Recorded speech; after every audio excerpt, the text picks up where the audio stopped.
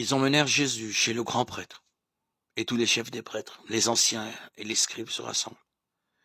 Pierre avait suivi Jésus de loin jusqu'à l'intérieur du palais du grand prêtre, et là, assis parmi les gardes, il se chauffait près du feu. Les chefs des prêtres et tout le grand conseil cherchaient un témoignage contre Jésus pour le faire condamner à mort, et ils n'en trouvaient pas. De fait, plusieurs portaient de faux témoignages contre Jésus, et ces témoignages ne concordaient même pas. Quelques-uns se levaient pour porter contre lui ce faux témoignage.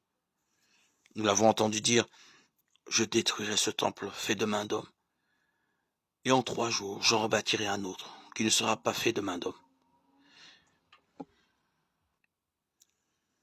Et même sur ce point, il n'était pas d'accord.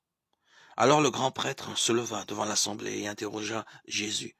« Tu ne réponds rien à ce que ces gens déposent contre toi. » Mais lui gardait le silence et il ne répondait rien. Le grand prêtre l'interroge de nouveau. « Es-tu le Messie, le Fils du Dieu béni ?» Jésus lui dit, « Je le suis.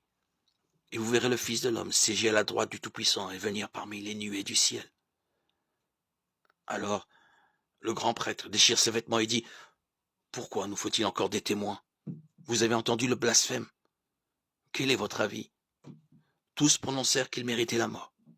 Quelques-uns se mirent à cracher sur lui, couvrir son visage d'un voile, et le rouèrent 2 coups en disant « Fais le prophète !» Et les gardes lui donnèrent des gifles. Comme Pierre était en bas, dans la cour, arrive une servante du grand prêtre. Elle le voit, qui se chauffe le dévisage et lui dit « Toi aussi, tu étais avec Jésus de Nazareth. » Pierre le nia. « Je ne sais pas, je ne comprends pas ce que tu veux dire. » Puis il sortit dans le vestibule. La servante, l'ayant vu, recommença à dire à ceux qui se trouvaient là, « En voilà un qui est des leurs. » De nouveau, Pierre le niait. Un moment après, ceux qui étaient là lui disaient, « Sûrement tu en es. D'ailleurs, tu es galiléen. » Alors il se mit à jurer en appelant sur lui la malédiction. « Je ne connais pas l'homme dont vous parlez. » Et aussitôt un coq chanta pour la 2e fois. Alors Pierre se souvint de la parole de Jésus. « Tu m'auras renié 3 fois. » Et il se mit à pleurer.